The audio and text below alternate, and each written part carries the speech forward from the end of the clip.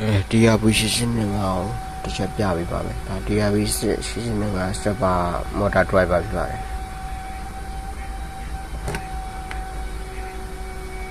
stepper motor driver ဖြစ်ပါတယ် DRV 885ပါ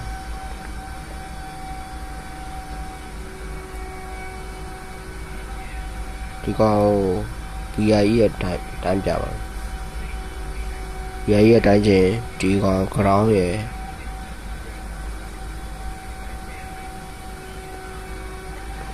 ground ကိုမီတာလက်တဲ့အနက်မှာထောက်မယ်ဒီအပေါင်းပင်ကဒါကတော့အပေါင်းပင်ဖြစ်ပါတယ်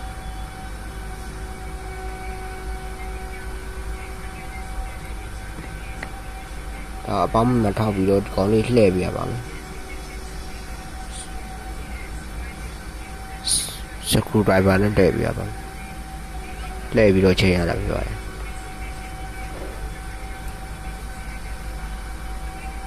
အဲ့တော့ကျွန်တော်အခုနမစကွန် stepper motor ရှိပါတယ်ဒီကောင်ရဲ့ ampere 1.3 ampere ရှိပါတယ်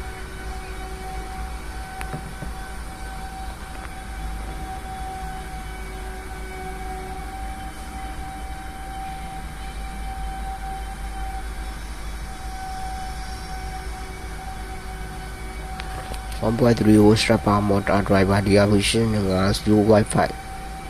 မြောက်လိုက်လို့ဆိုရင်တိုင်းလို့ရပါတယ် 0.65 ပို့ဖြစ်ရပါတယ် 0.6 လည်းရပါတယ်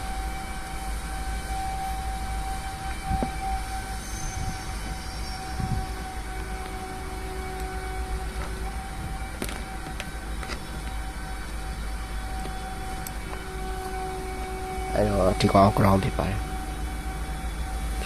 ဒါဆို8 set ပါ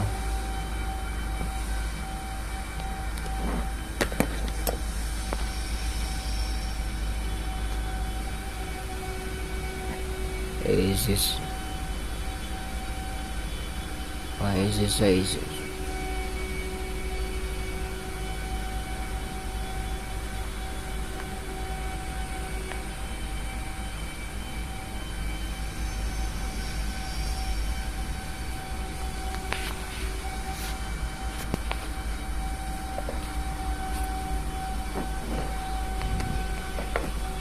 interpretation of the lower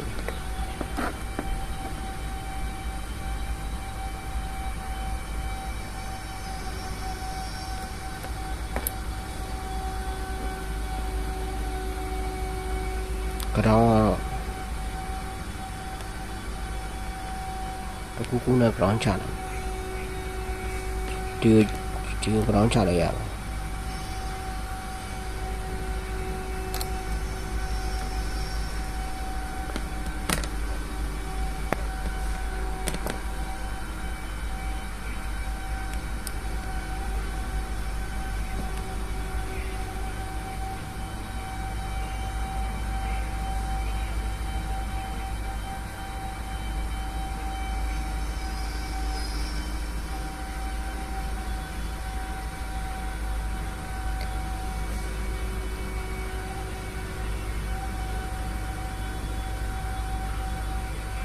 zero by 6ရှိပါတယ်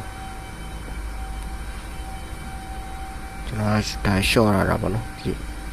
တကယ်လို့0 by 6အောက်ရောက်လို့ဆိုရင်မော်တာရဲ့တွန်းကူးမကောင်းပါဘူးတွန်းကူးဆိုတာရုံအားဖြစ်ပါတယ်ရုံအားမကောင်းပါဘူး0 by 6 0 by 7 0 by 8ဖြစ်သွားလို့ဆိုရင်မော်တာအရန်ပူပါတယ်0 by 6 တော့ပဲကောင်းပါတယ်DRV 885လာတော့ဒီ heatsink မပါပါဘူး heatsink ကိုပိုင်ထောက်ဝယ်လိုက်တာပါ heatsink ထည့်ပြီးပိုကောင်းပါလေကွာအရင်ပူပါတယ်မော်တာလွမ်းပူပါတယ်ကွာ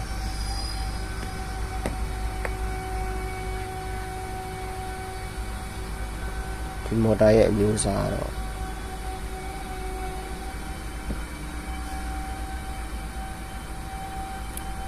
UF17HS4401S ဖြစ်ပါတယ်ဒီကောင်ရဲ့ MB က Google မှာရှာလို့ရပါတယ် 1.3 MB ဖြစ်ပါတယ် 1.3 MB အောင်ဒီကဘူး8050 Wi-Fi 0 Wi-Fi နဲ့မြောက်ပြီးရပါမယ်မြောက်ပြီးလို့ဆိုရင်ပို့ထွက်ပါတယ်ကို PI ရဲ့ချိန်မဲ့ပို့ထွက်ပါတယ်အဲ့ဒါပါပဲ